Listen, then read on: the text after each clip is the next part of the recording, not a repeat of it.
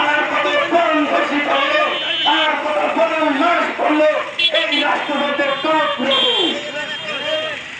আমি স্পষ্ট ভাষায় বলতে চাই, যদি ব্যর্থ হন স্বরাষ্ট্র চাই, আমার মা বোনদের হেফাজত করতে যদি ব্যর্থ হন, আমার মা বোনদের যদি নিরাপত্তা দিতে ব্যর্থ হন, আগামী 24 ঘন্টার মধ্যে যদি এই দর্শকদের গ্রেপ্তার করে সতর্ক শাস্তি দেওয়া না হয়, প্রকাশ্য দিবালোকে জোটের সম্মুখে মিডিয়ার ফাঁসি দিলে সেই ঘটনা বসুদের নানাবি সরকারকে যদি ফাঁসি নিয়ে দেওয়া হয়, 24 ঘন্টার মধ্যে বাংলাদেশ ছাত্র অধিকার পরিষদ কঠোর কর্মসূচি দিবে।